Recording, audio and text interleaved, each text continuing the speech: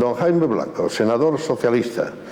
Creo que no hace falta decir la palabra socialismo cuando se habla con Jaime Blanco, que es un histórico, un veterano, en el mejor sentido de la palabra, casi con un aire de galán, diría yo, magníficamente vestido ya en un preludio primaveral de azul claro, con quien vamos a hablar en estos momentos de cosas rigurosas, pero empezamos con otras de carácter evocativo. Jaime ha tenido por mucho tiempo la máxima responsabilidad del PSOE en Santander. Es, donde las haya, una persona absolutamente preparada para poder juzgar con una cierta distancia, supongo que no total, porque somos parte, decía don Miguel, que no podemos ser objetivos porque no somos objetos. Pero estoy seguro que cuando viaja permanentemente por Europa, desde ese mundo del Senado que está por renovarse, por afianzar y además ampliar sus responsabilidades regionales, tiene una capacidad para rememorar a un cuarto de siglo de distancia lo que fue un momento importantísimo en la historia española, en la historia de España, porque era el estreno de la democracia y además el estreno de la primera responsabilidad autonómica de Cantabria. Esto es la primera pregunta obligada al senador Blanco. Jaime, ¿cómo ves hoy a la distancia que con menos presupuesto, con aquella UCD de la que ahora muy merecidamente se le otorga post-mortem a aquel gran hombre, a aquel hombre osado, ha dicho alguna gente, creo que es un buen adjetivo, que fue el presidente entonces, el presidente Suárez, le acaban de dar una distinción? ¿Cómo recuerdas tú, con bonomía, con estilo, después de tantas responsabilidades, unas al frente del partido, otras, aunque brevemente, del gobierno, aquel tiempo, aquel menor dinero, aquel estreno de la autonomía de Cantabria? Bueno, Jesús, primero te tengo que agradecer que me has hecho una presentación que me halaga. Bueno, cordial casi, como debe ser. Bien, cordial, vale. Muchas gracias.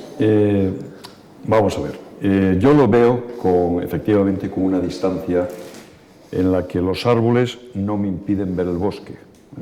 Eso es orteliano también. Sí, por lo tanto no estoy yo metido en la vorágine política regional, pero sí lo veo y me preocupan las cosas, evidentemente, porque soy senador por Cantabria y quiero lo mejor para esta tierra.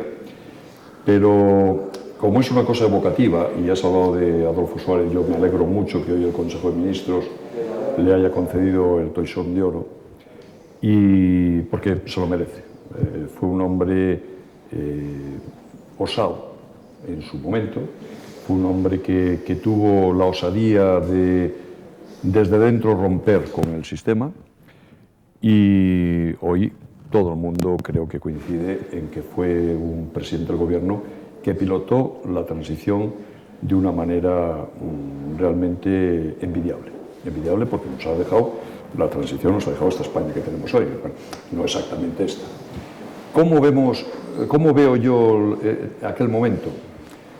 Pues mira, aquel momento era un momento apasionante por los retos que teníamos delante, pero a la vez era un momento de incertidumbre, de mucha incertidumbre, porque no hay que olvidar las convulsiones, golpe de Estado, secuestros que hubo en aquellos momentos, que producían una convulsión en la vida política española, en la vida social, a todos los ciudadanos. Por lo tanto, era un momento apasionante porque, bueno, pues estábamos en el sitio oportuno, en el momento adecuado, ¿no? Más o menos como se suele decir, en el sitio adecuado, en el momento oportuno.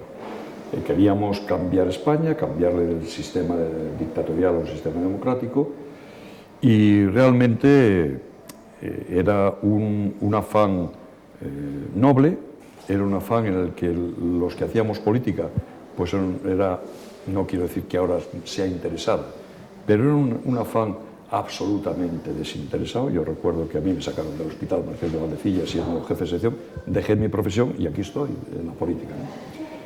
Y a la vez era una situación de incertidumbre porque había que sortear demasiados obstáculos.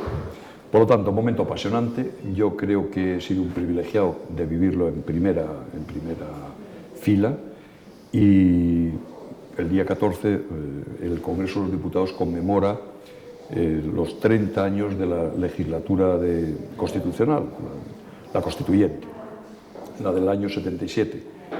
Y el rey va a hacer una distinción a los que seguimos siendo diputados ahora, o senadores, como es mi caso, y fuimos diputados en la legislatura constituyente. Somos 14. Bueno, yo creo que es, por lo tanto, una vida dedicada al servicio público, dedicada a la política, dedicada a los ciudadanos, con aciertos, con errores, pero España ha pegado un cambio tremendo. Y yo creo que es para estar satisfecho de lo que dejamos a nuestros más jóvenes, a nuestros hijos, nietos, etcétera, porque España es un país que se puede equiparar a cualquier país europeo y porque realmente se han hecho bien las cosas. El balance es muy, muy positivo. Desde mi punto de vista es muy positivo. Has dado, Jaime, una pincelada evocativa, por cierto, muy descriptiva, muy agradable del panorama español. Por otro lado, generosa como corresponde a la distancia. Pero ¿y Cantabria? El señor Revilla parece que es una especie de nuevo, yo no diré reyezuelo, yo tengo por su figura una cierta simpatía, pero en un momento determinado, y hay que hablar casi de una distribución, creo que involuntaria, de papeles. Rosa Inés, que es amiga mía, casi de chavales, porque yo soy de Braga y ella es de Santoña, hace un tiempo escribí, va a haber un duelo de damas, y la gente me bromeaba, ¿por qué va a haber un duelo? Le habito.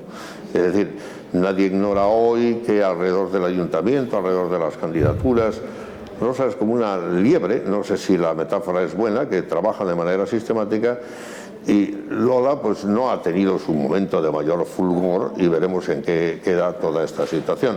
A mí me gustaría que hagas un recuerdo de la autonomía y también un contraste con la situación actual, con un poco de osadía por tu parte.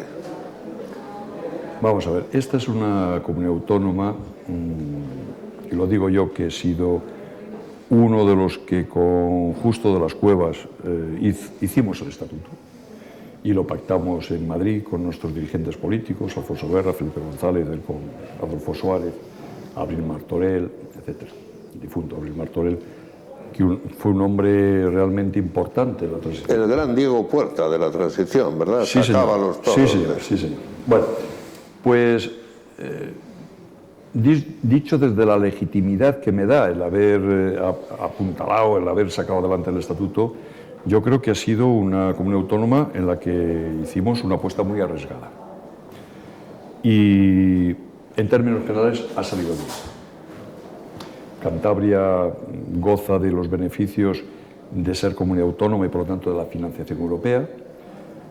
Cuando se discute el AVE, por ejemplo, si nosotros fuésemos una provincia más de Valladolid, de la Comunidad de Castilla y León, pues como el AVE llega ya a Valladolid, sería el AVE para la Comunidad de Castilla y León.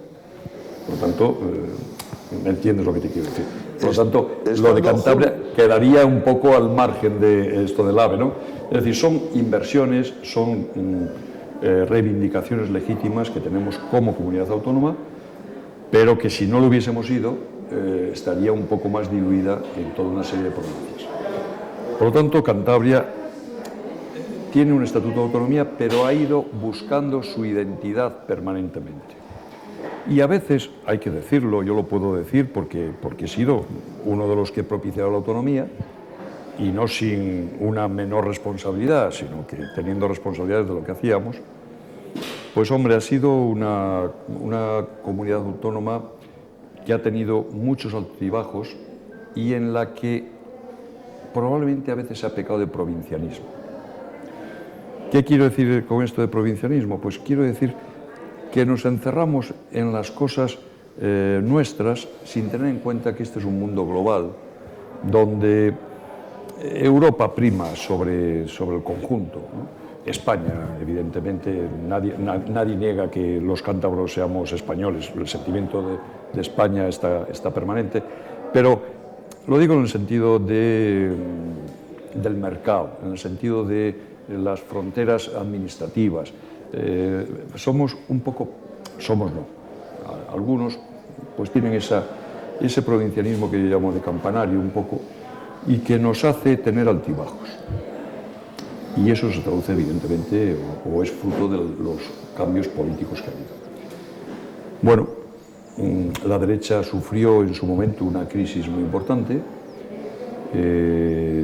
se ha superado y yo creo que ahora están las cosas bastante normalizadas, por así decirlo. Pero en fin, Está claro que estas elecciones no han sido ni mucho menos un éxito para el Partido Socialista en Cantabria y por lo tanto tenemos que hacer una reflexión de cuál ha sido nuestro papel, ¿no? en estos últimos 4 años para haber tenido este resultado que ha sido realmente, yo creo que es el peor que hemos tenido en toda la historia de la autonomía. Y yo creo que en el partido se está haciendo una reflexión serena, profunda. No es momento de cambios radicales, hay que hacer esa reflexión de una manera serena.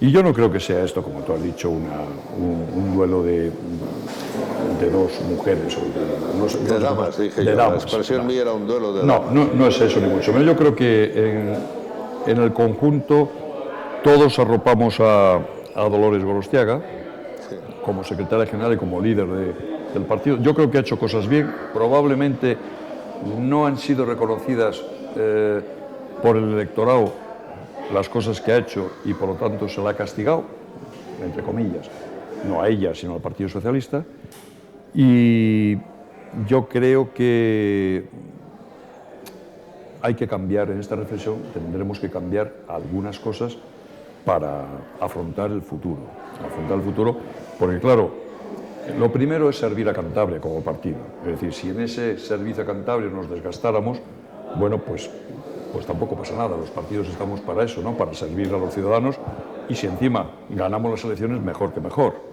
Pero también estamos para desgastarnos y servir a los ciudadanos y hacer que Cantabria prospere. Y yo creo que estos 4 años han sido 4 buenos años para Cantabria. El balance global, hay claros oscuros, pero el balance global es bueno.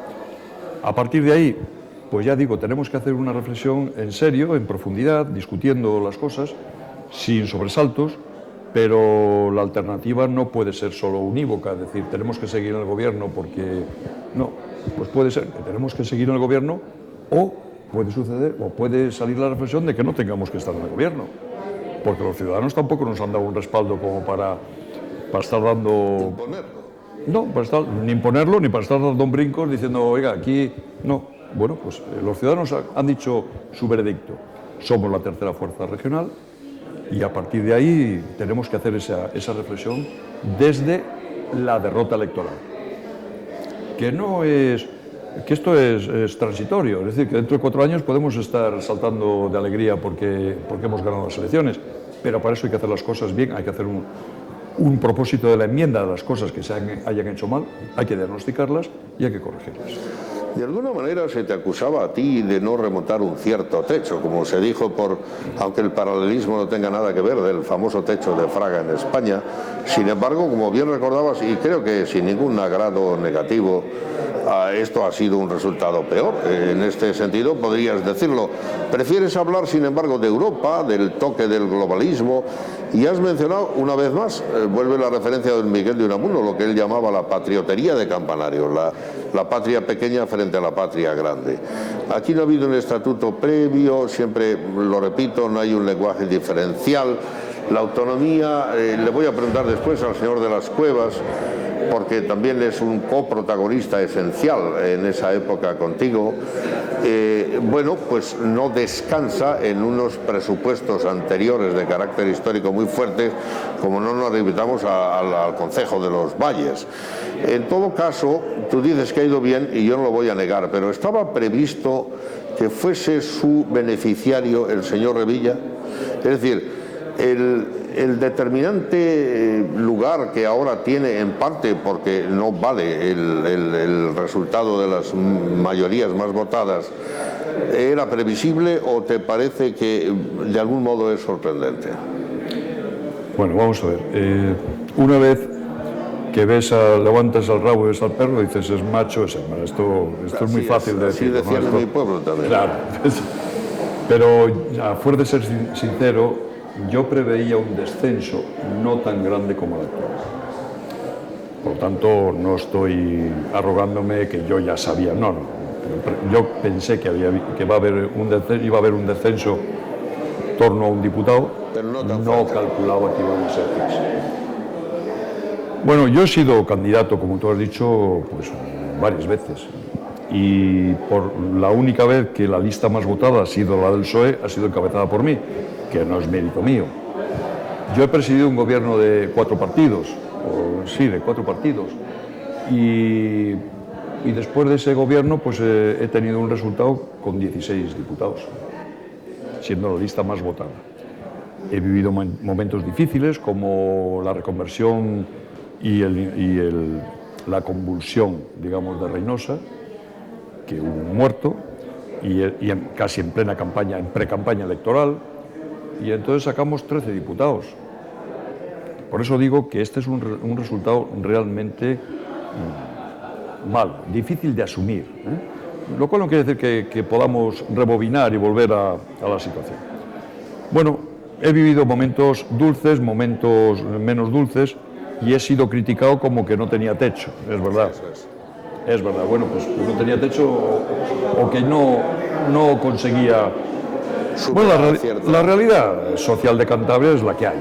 Entonces, esto ahora se viene a confirmar que independientemente de quién sea el candidato, pues hombre, sacar una mayoría holgada no lo saca en el Partido Popular, pero sacar un resultado más bien digno, pues es complicado, porque, bueno, el hecho de estar en un gobierno de coalición te puede condicionar, evidentemente, siempre y cuando no hayas previsto, durante los 4 años que va a durar el gobierno de coalición, que en la campaña electoral los ciudadanos pueden pensar que da lo mismo votar a uno que a otro porque son lo mismo, y encima se les ha dicho que va a seguir el gobierno durante esos 4 años. Por lo tanto, no es de extrañar que el Partido Regionalista haya succionado votos socialistas. El Partido Popular pues ha hecho una oposición más bien bronca, pero ha mantenido su electorado firme, y hemos sido una comunidad autónoma donde la participación ha sido muy alta, junto con Navarra las más altas. Por lo tanto, la derecha social se ha movilizado en torno al Partido Popular, y esto es un mérito de la política del Partido Popular, esto no se puede negar. Por lo tanto, nosotros tenemos que preguntarnos, primero, ¿por qué nos ha movilizado nuestro electorado? Segundo, ¿por qué parte de nuestro electorado se nos ha ido al Partido Regionalista? Y no vale decir, no, es que como era el presidente, bueno, pues no. Hay que diferenciarse como partido de las políticas de un otro. No digo como gobierno hay que tener la lealtad y la estabilidad para que los ciudadanos, claro, para que los ciudadanos se sientan gobernados, esto está claro. Pero como partido sí puedes tener diferencias lógicas, porque él las ha tenido con nosotros. En materia de infraestructuras, por ejemplo, es muy claro el ejemplo. Bueno, pues ¿por qué no se ha movilizado nuestro electorado y se han abstenido? ¿Por qué se ha ido el voto nuestro al Partido Regionalista?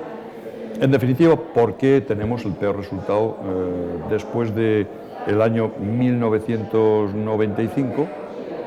Que hay que recordar que tuvimos también 10 diputados, pero que a nivel nacional estaba todo el debate del GAL, de Roldán, de la corrupción, en fin, era un debate donde perdimos las elecciones generales. Pero de una manera un poco más abrupta, Jaime, ¿es un mérito del señor Revilla en los suyos o hay que ser autocrítico y es un demérito de los responsables del PSOE de Cantabria?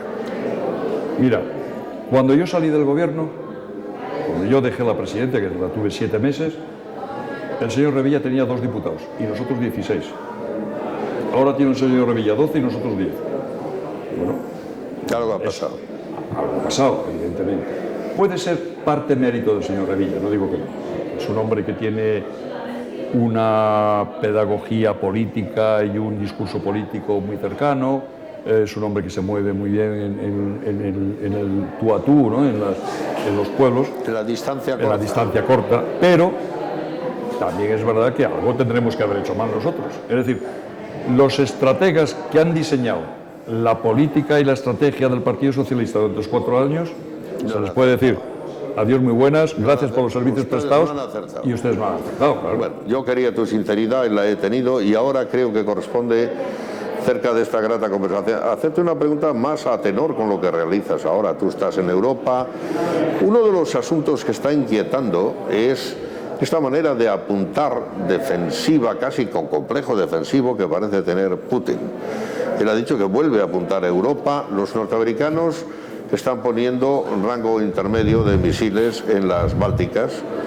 Y la gente está preocupada porque se ha resucitado un cierto lenguaje de la Guerra Fría que duró medio siglo y que tenía repartido el mundo con una bipolaridad. Hoy nadie cree que hay la bipolaridad, todo el mundo sabe que hay una hegemonía norteamericana. Ahora bien, el argumento de Putin es el alcance de los misiles que tienen en Irán no da al corazón de los intereses de la Europa ni a los intereses americanos compartidos con Europa. Por tanto, no se justifica que puedan y quieran y deban ponerlo ahí, aunque lógicamente no lo hacen ellos, lo hace en cierta manera la OTAN. ¿Cómo ves tú este problema para que haya algo más que asuntos cántabros y que estás más cerca de él? Porque en ese momento es muy viva esa discusión y además muy inquietante. Muy inquietante. Bueno, yo estoy, para que lo conozcan los que nos están escuchando y viendo. Sí, en los temas militares. Estoy en el Consejo de Europa y estoy en la Asamblea de la UEO, que era el embrión, digamos, de la defensa europea. Ciertamente. No estoy en el Parlamento Europeo, porque en el Consejo de Europa y en la UEO somos 46 países, hay que decirlo así porque en la Unión Europea somos 26. Sí. Bueno, pero es verdad que como participo en los temas de defensa de lo que es las reuniones en Europa, pues hemos discutido estos asuntos. El otro día en París hemos tenido un pleno donde se ha discutido un rapport precisamente con este tema. Y bueno, hay que decir primero, quienes han mostrado favorables al escudo antimisiles desde Europa que propugna Bush son Polonia y Chequia. Es decir, dos de los países que acaban de entrar en Europa y lo han decidido sin la política europea de defensa. Por lo tanto, han roto el consenso o la política de defensa que se debe elaborar en Europa y que dirige Mr. PEX, que es como se le conoce, que es Javier Solana, nuestro querido Javier Solana español, que lleva años en esta cuestión y como secretario general de la OTAN, otros cuantos años. Has sabido anticiparte a lo que yo iba a decir enseguida. Bueno, pues Polonia y Chequia han dicho, pues nos prestamos a poner el escudo antimisiles.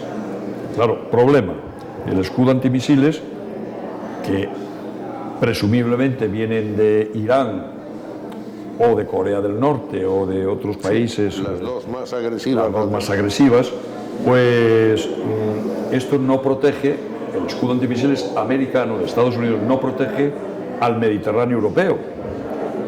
Y claro, bueno, es decir, no protege a España, por decirlo claramente, ni al sur de Francia, ni a Italia, ni a Grecia, ni a Malta, ni a Chipre. Y pues claro, pues los países ribereños del Mediterráneo que estamos en esta situación decimos, oiga, ¿y esto qué es? ¿De qué vamos? Por lo tanto, yo creo que Polonia y Chequia se han precipitado. La polémica de Putin yo creo que es una polémica para consumo interno, para consumo de las políticas. Yo también lo creo. Yo creo que es para el consumo incluso político. Para su sucesión. Para su sucesión y para arropar a las exrepúblicas soviéticas que están en torno, para tenerlas, digamos, bajo su patrocinio, ¿no? Bueno, por lo tanto es una polémica desde el punto de vista de Putin, yo creo que más bien falsa. Es una polémica que se genera para defender otro tipo de políticas internas. Pero yo no estoy de acuerdo en el escudo antimisiles ni que tengamos que desembolsar, entre otras cosas porque no nos protege a los mediterráneos. Pero así todo, aunque nos protegiese, pues bueno, no estoy de acuerdo en que esta es la segunda fase, el segundo intento, que parece que va muy en serio, de Reagan cuando montó lo de la Guerra de las Galaxias y quería también hacer un intento de este tipo, ¿no? Parece que es la secuencia que hace ahora Bush sobre esto. Bueno, yo creo que tenemos otro tipo de problemas que no es reeditar el este y el oeste. Yo creo que tenemos ahora problemas de tipo de islamismo terrorista o no, que no se defiende con el escudo antimisiles. Y yo creo que, en definitiva, tiene que primar el multilateralismo, es decir, que Estados Unidos es la gran potencia que dirige el mundo occidental, está claro, pero que lo tiene que hacer con el consenso de los países que somos sus aliados, también debe de estar claro.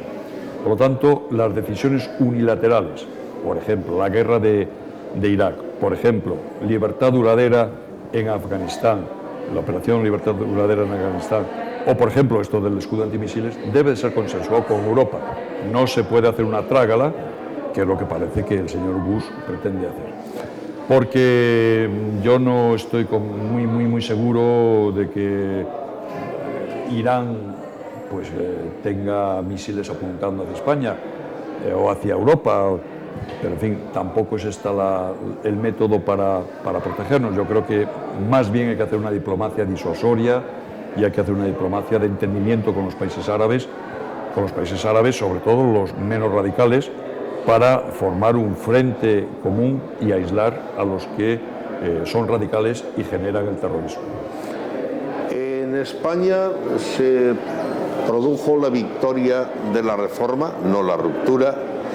De entrada no fue que sí, el actual responsable máximo de la política exterior de Europa lo ha sido de la OTAN.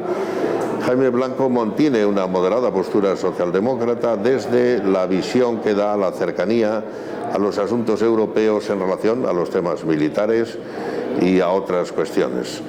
En todo caso, hizo unas agradables pinceladas evocativas sobre la autonomía de Cantabria y no hemos incurrido en esta ocasión, en otras sí, en buscarle distinciones, por una parte entre Llopis y Suresnes, o por otra entre el guerrismo, el felipismo y el zapaterismo. Pero con sentido galante, mañana saldrá en su barco, tampoco le sobra tiempo, entre Europa y Cantabria, mantiene como senador el ojo puesto en el desarrollo de la autonomía de Cantabria y también en el desarrollo de lo que ocurre con Europa y lo que ocurre en el mundo occidental. Gracias, Jaime. Ahora vamos a hablar precisamente con Justo de las Cuevas, que otrora compartió contigo como, yo no diría deuteragonista, sino como coprotagonista, lo que fue el desarrollo inicial del Estatuto. Con el cual mantengo una gran amistad. Muy bien, muchísimas gracias. Gracias a ti. Un placer recibirte en el Hotel Real. Gracias.